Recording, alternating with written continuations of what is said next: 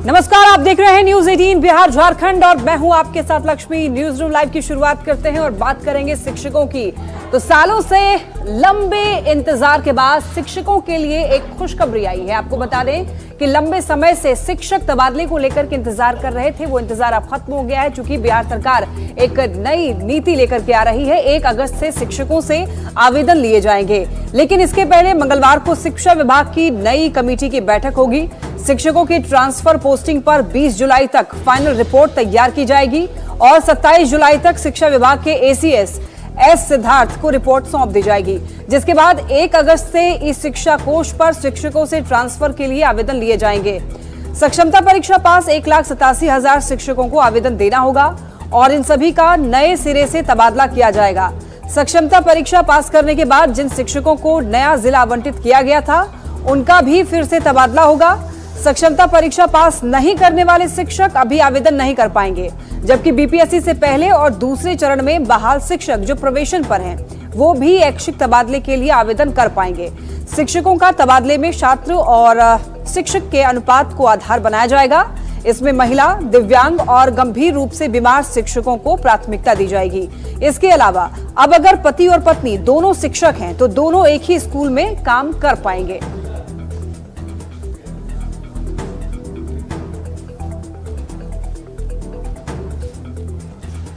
तो देखिए, शिक्षकों के तबादले को लेकर के काफी शिक्षक जो है इंतजार कर रहे थे। कई पति और पत्नी जो कि शिक्षक थे वो काफी परेशान थे, क्योंकि अलग अलग जगहों पर उनको काम करना पड़ता था, इसलिए काफी उनको परेशानी हो रही थी।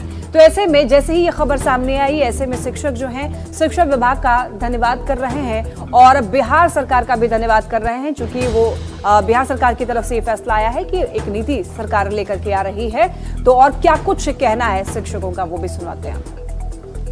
लगभग में 2.5 साल से हम पोस्टेड हैं कि किशनगंज में, और मेरा गृह जिला दरभंगा है। लगभग 300 किलोमीटर का दूरी है हम लोगों के जिला के बीच में, ताकि हम लोगों को काफ़ी समस्याओं का सामना करना पड़ रहा है। हमारे छोटे बच्चे हैं, हमारे बूढ़े माँ बाप हैं, मैं किसी का भी ख्याल नहीं रख पा रहा हूँ। न्यूज़ 18 के माध्यम से मुझे पता चला कि सारे टीचर्स का पोस्टिंग हो रहा है। मुझे जान के बहुत खुशी हुई, सच में मुझे बहुत खुशी हुई, क्योंकि मेरे हस्बैंड किशनगंज में पोस्टेड है और मैं यहाँ दरभंगा। तो मुझे बहुत सी परेशानियों का सामना करना पड़ रहा था, क्योंकि मेरे सास ससुर हैं और मेरा एक छोटा सा बच्चा है। मुझे स्कूल भी देखना पड़ रहा था और घर भी देखना पड़ रहा था। न्यूज रिपोर्ट्स के मुताबिक महिला, दिव्यांग और पति पत्नी को बड़ी राहत मिलने की उम्मीद है। हम सरकार से मांग करते हैं कि आप अविलंब बिहार के 1,87,000 सक्षमता परीक्षा उत्तीर्ण शिक्षकों का पोस्टिंग अविलंब करें। शिक्षकों के तबादले वाले फैसले को अब पूरे बिहार में अब इसे एक सराहना के तौर पर सराहना दिया जा रहा है। और देखिए, एक जाने माने शिक्षाविद हैं डॉक्टर नवल किशोर, जो कि सरकार के इस फैसले की सराहना कर रहे हैं और उन्होंने भी कहा है कि ये फैसला बेहद महत्वपूर्ण है और उन्होंने भी इस फैसले को सही बताया है कि जो शिक्षक आज घर से दूर हैं या जिनके परिवार के 2 शिक्षक हैं, पति पत्नी हैं, अलग अलग हैं, अगर ट्रांसफ़र से उनको घर के नज़दीक लाया जाए, उनकी इच्छा के अनुसार ट्रांसफ़र हो, परिवार को एक किया जाए, तो इसका लाभ होगा। इसलिए लाभ होगा कि इन शिक्षकों की जो वास्तविक आय है उसमें वृद्धि होगी, उनका जो संतोष का लेवल है उसमें सुधार होगा। उनकी वह जो दूर रहने के कारण, घर से दूर रहने के कारण जो उन पर जो साइकोलॉजिकल और व्यवहारिक बुरा प्रभाव पड़ता है, वह दूर होगा और यह हितकारी है। खबर सहरसा से है, जहां पर चौपट शिक्षा व्यवस्था को लेकर के एक जीती जागती तस्वीर हमारे पास सामने आई है। एक वीडियो वायरल हो रहा है जिसमें 3 शिक्षिकाएं कक्षा में सोती हुई नजर आई हैं और बच्चे जो हैं बाहर हॉल में पढ़ते हुए दिखाई दिए हैं। कहा जा रहा है कि दावा किया जा रहा है कि ये जो वीडियो है इटहरी प्रखंड के सरबेला उच्च माध्यमिक स्कूल का है। वीडियो में 3 शिक्षिका सोती हुई नजर आ रही हैं। पढ़ाने की जगह अपनी नींद पूरी कर रही शिक्षिका का वीडियो तेजी से सोशल मीडिया पर वायरल है। वीडियो में साफ तौर पर दिख रहा है कि 3 शिक्षिका जो हैं 3 बेंच पर आराम से सोई हुई हैं। ये वीडियो कब का है इसके बारे में फिलहाल कोई पुख्ता जानकारी नहीं है। हालांकि दूसरी क्लासरूम में बच्चे भी दिखाई दे रहे हैं। तो ऐसे में सोशल मीडिया पर लोग पूछ रहे हैं कि आखिर क्या शिक्षा विभाग वीडियो की जांच कर दोषी शिक्षिका पर कार्रवाई करेगा।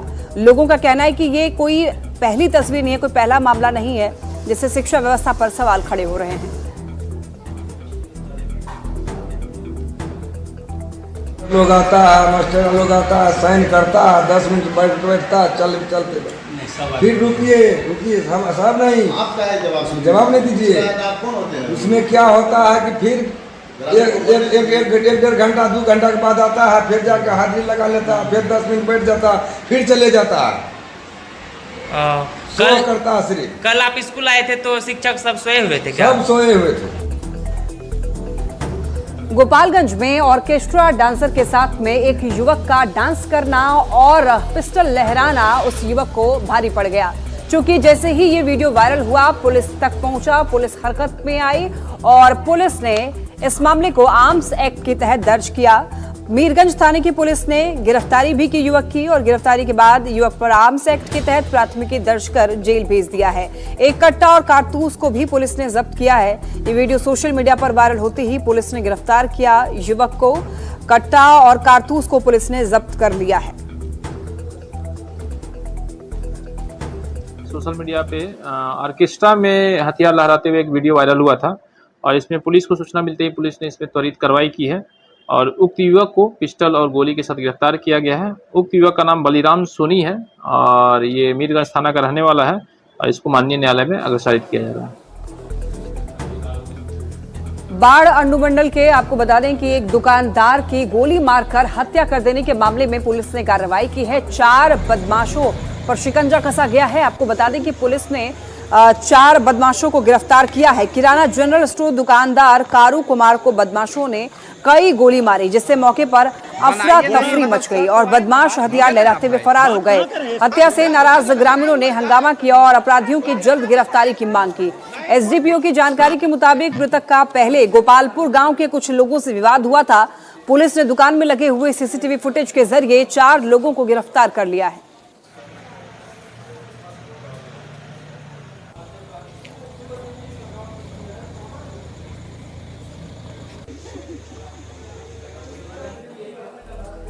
पटना पुलिस ने लूट कांड में शामिल अपराधी पर शिकंजा कसा है और बड़ा खुलासा किया है पुलिस ने। आपको बता दें कि एक बाइक सवार से लाखों की लूट की गई थी। 7 लाख की लूट की घटना को अंजाम दिया गया था और एक व्यक्ति को गोली मार दी गई थी। लूट वारदात को अंजाम देकर के फरार हो गए थे अपराधी, जिसके बाद सिटी एसपी ने टेक्निकल एविडेंस के आधार पर पूरे मामले की जांच की और कार्रवाई की। इसके बाद अपराधियों को गिरफ्तार कर लिया है। पूछताछ कर रहे हैं। अभी हमने जैसे इनकी गिरफ्तारी की है और जैसा आपको मैंने पहले बताया, रिमांड पे जो है हम इनको लेके तफ्तीश, इनको ढंग से हम पूछताछ करेंगे कौन लाइनर था, क्योंकि हमने टेक्निकल जो है एविडेंस हमारे पास है, उसी के आधार पे हमने काम किया है। तो उसमें बहुत सारे हमारे पास जो है एविडेंसेस आए हैं, तो उसको डिटेल में जब उसके विश्लेषण किया जाएगा तो उसमें और भी अन्य लोग जो शामिल उनकी गिरफ्तारी की जाएगी।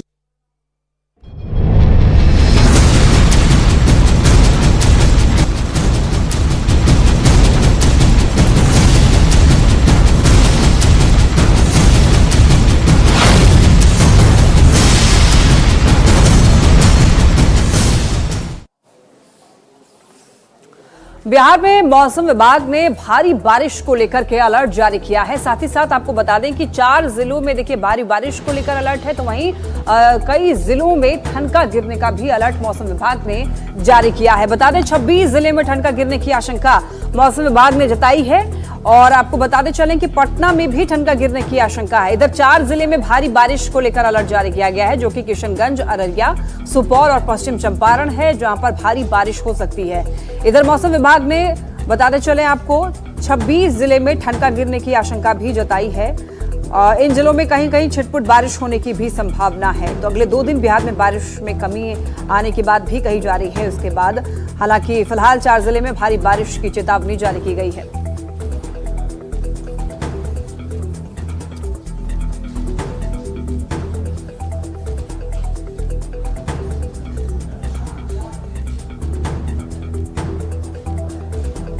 देखिए ठनका गिरने को लेकर के भी अलर्ट जारी किया गया है। ऐसे में ठनके से कैसे बचें, खेत में रहने पर धातु से बने कृषि यंत्र से आपको दूर रहना है, कैसे अपना बचाव करना है ये आपको बता रहे हैं। खेत में रहने पर छोटे और घने पेड़ के नीचे आप जा सकते हैं, लेकिन लंबे पेड़ के नीचे बिल्कुल भी नहीं जाएं।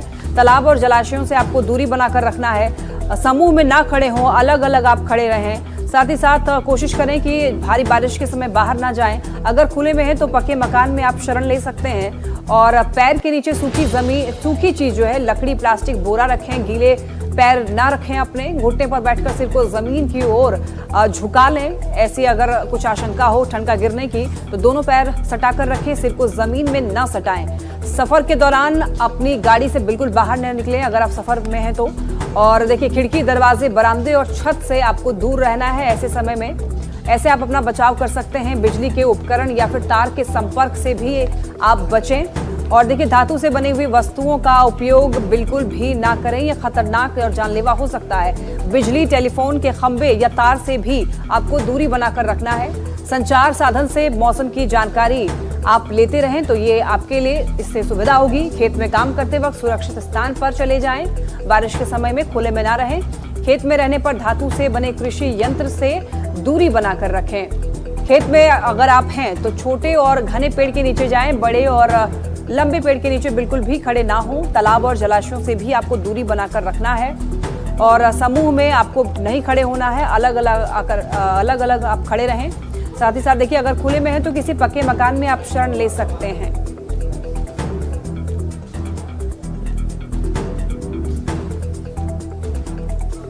गोपालगंज में गंडक नदी में आई बाढ़ से किसान जो है काफी ज्यादा परेशान हैं। बता दें आपको फसलों को काफी ज्यादा नुकसान हुआ है।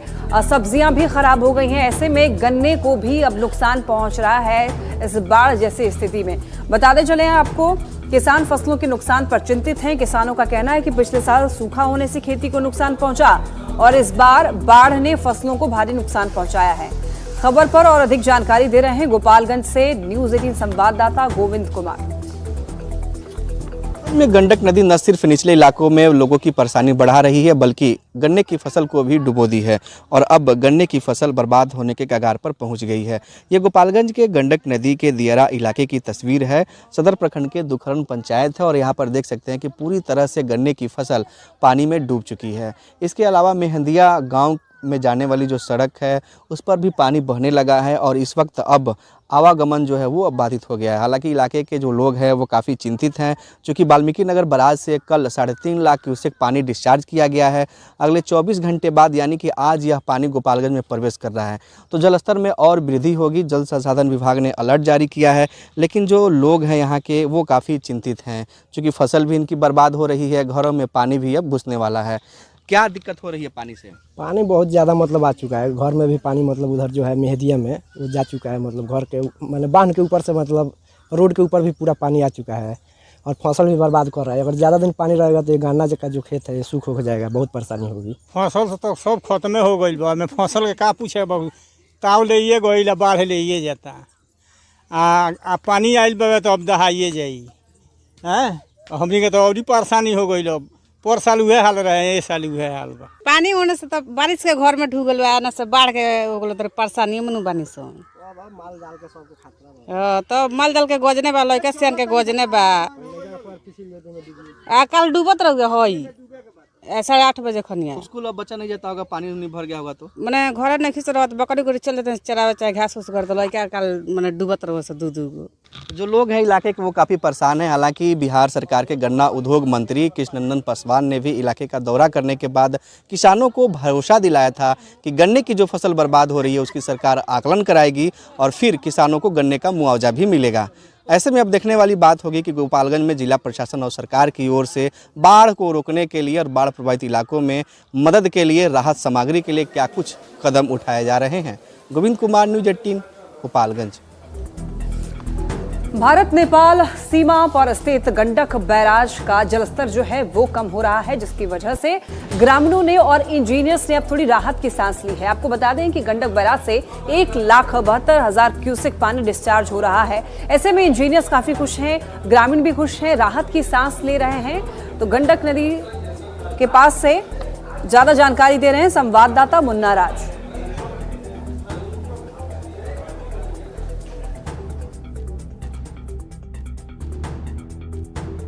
गंडक नदी के जलस्तर में लगातार गिरावट जारी है और वाल्मीकि नगर गंडक बराज से लगातार डिस्चार्ज में कमी हो रही है और फिलहाल वाल्मीकि नगर गंडक बराज से 1,72,000 क्यूसेक पानी का डिस्चार्ज गंडक नदी में हो रहा है। तो नेपाल के तराई इलाकों में लगातार बारिश कम हुई है, जिसके बाद धीरे धीरे गंडक नदी का जलस्तर भी घटने लगा है और लगातार बात करें तो पिछले दिनों 3,40,000 जलस्तर बढ़ गया था, उसके पहले 4,40,000 तक जलस्तर जरूर पहुंच गया था, लेकिन धीरे धीरे नेपाल के इलाकों में बारिश कम हुई है, जिसका असर है कि गंडक नदी का जलस्तर लगातार कम हो रहा है और फिलहाल वाल्मीकि नगर गंडक बराज से 1,72,000 क्यूसेक पानी का डिस्चार्ज हो रहा है और लगातार घटते हुए जलस्तर के बाद कई बिंदुओं पर अब कटाव का खतरा जरूर मंडराने लगा है। चूंकि जब भी गंडक नदी का जलस्तर बढ़कर और नीचे गिरता है तो निश्चित तौर पर नदी दबाव बनाती है। तो बगहा के मंगलपुर की हम तस्वीरें दिखाने की कोशिश कर रहे हैं, जहां सीधे तौर पर गंडक नदी का दबाव बना हुआ है। तो निश्चित तौर पर नेपाल में पानी कम होने के बाद गंडक बराज पर डिस्चार्ज तो निश्चित तौर पर घटा है, लेकिन कई बिंदुओं पर कटाव का खतरा भी बढ़ गया है। मुन्ना राज, न्यूज 18, बगहा। नेपाल के पहाड़ी इलाकों में लगातार बारिश हो रही है, जिसका असर बिहार में देखने को मिल रहा है। बिहार में नदियां जो हैं वो उफान पर है। आपको बता दें कि निचले इलाकों में लोगों को परेशानियों का सामना करना पड़ रहा है, बाढ़ जैसी स्थिति बनी हुई है। बता दें आपको, निचले इलाके में बसे हुए 43 गांव और टोले बाढ़ के पानी से घिर गए हैं। आबादी वाले गांव में चारों तरफ बाढ़ का पानी फैल चुका है। सड़कों पर 3 से 4 फुट पानी बहने से जिला मुख्यालय का संपर्क टूट चुका है। वहीं गंडक नदी खतरे के निशान से 1 मीटर ऊपर बह रही है। राजवाही गांव में गंडक नदी से आई बाढ़ में फूसनुमा घर डूब रहा है। घरों से सामान निकालकर लोग सड़क पर शरण लिए हैं। रामनगर गांव में प्लस विद्यालय, मिडिल स्कूल और आंगनबाड़ी केंद्र का आधा हिस्सा बाढ़ के पानी में समा गया है। जान जोखिम में डालकर लोग सड़क पार करने के लिए मजबूर हैं, क्योंकि लोगों का आरोप है कि सरकार और प्रशासन की ओर से नाव का इंतजाम नहीं किया गया है। हमनी के तो गंडक नदी के किनारा बानी सो, हमनी के कौनो चीज निमक ले चाहे नून मरचा कुछ बा तो नहीं से लेके जाए के बा। कर्मचारी साहब कहता नहीं जे नहीं बंद करो लोगी, ना तो एफआईआर कर दे, केस कर दे। हम सरकार की ओर से कोई न्याय नहीं मिला है। जो मिला हुआ है वो भी बोल रहे हैं कि जमा कराओ कर्मचारी साहब। अब कौन कर्मचारी है वो हमको पता नहीं है, मगर आकर बोले हैं यहाँ परेशानी हो रही है आने जाने का। बच्चे वहाँ रहते हैं। दिक्कत हमने के यह बा कि हमने के पानी आयल बा, लोग डूब के मरता। आवे जाए के कोई ना सीओ आवता है ना बीडीओ आवता है, केहू देखे नहीं। पहले डीएम साहब आए, पीओ साहब आए घूमे, अब तो केहू आता नहीं, केहू का मतलब नहीं है कौन। हम लोग का सबसे दिक्कत है कि नाव का व्यवस्था यहाँ पर नहीं है। नाव एक आया है थाना से, लेकिन परमिट नहीं है, जिसके कारण ये नाव नहीं चल पा रही है। कर्मचारी साहब बोल रहे हैं कि हम नहीं परमिट करेंगे, और उसके कारण हम लोग दिक्कत सह रहे हैं। छाती में, मुँह, घेट में पानी, गर्दन में पानी हो गया है। और देखिए, किशनगंज से एक बड़ी खबर सामने आ रही है, जहां पर नेशनल हाईवे पर एक बड़ी सड़क दुर्घटना हुई है। आपको बता दें कि इस हादसे में 4 लोगों की मौत की खबर सामने आ रही है। नेशनल हाईवे 327 पर भीषण सड़क हादसा हुआ है। सड़क हादसे में 4 लोगों की मौत की खबर सामने आ रही है। स्कॉर्पियो और डंपर में टक्कर हुई है। पौवाखाली थाना क्षेत्र में यह हादसा। किशनगंज से ये जानकारी सामने आ रही है कि स्कॉर्पियो और डंपर में जबरदस्त टक्कर हुई और सड़क हादसे में 4 लोगों की मौत की खबर है। NH 327E पर भीषण हादसे की खबर।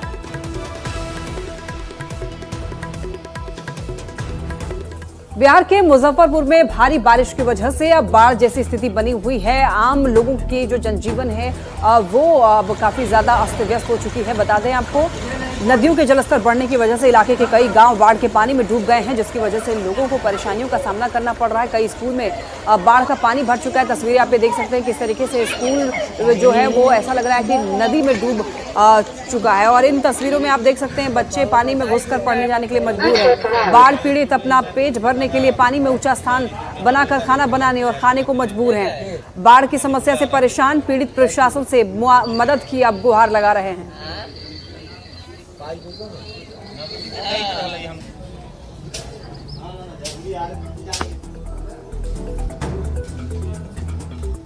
देखिए, राजधानी पटना की अगर बात करें तो यहाँ पर मौसम में लगातार उतार और चढ़ाव देखने को मिल रहा है। हालांकि अभी अलर्ट जारी किया गया मौसम विभाग की तरफ से, लेकिन अगले 2 दिनों के बाद आपको बता दें कि मानसून कमजोर पड़ सकता है। और ऐसे में आपको बता दें मानसून कमजोर पड़ने की संभावना है और बारिश कम होगी तो जलस्तर भी कम होगी।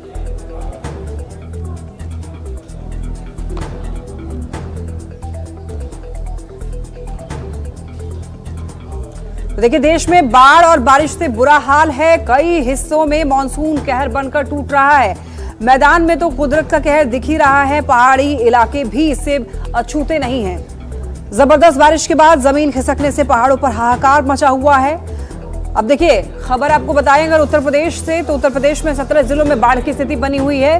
करीब 800 गांव बाढ़ से प्रभावित हो चुके हैं। वहीं अगर उत्तराखंड की अगर बात कर लें तो उत्तराखंड में भी पहाड़ों पर भारी बारिश से कई जगह सड़कें बंद हैं। बिहार की बात करें, बिहार में कई नदियां खतरे के निशान से ऊपर बह रही है। उधर आसाम की बात करें तो आसाम में बाढ़ से हाहाकार मचा हुआ है। अब तक 100 से भी ज्यादा लोगों की मौत की खबर है।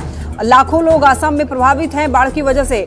गुजरात की बात करें तो अगले 5 दिनों के लिए कई जिलों में भारी बारिश की चेतावनी जारी की गई है। तस्वीरें आप ये देखिए अलग अलग जगहों की, सिद्धार्थनगर, झांसी, उन्नाव, ये उत्तर प्रदेश के अलग अलग जगहों की तस्वीर आपको दिखा रहे हैं। भारी बारिश की वजह से लोगों को परेशानी हो रही है। देखिए किस तरीके से यहाँ पर बाढ़ की वजह से लोग परेशान दिख रहे हैं।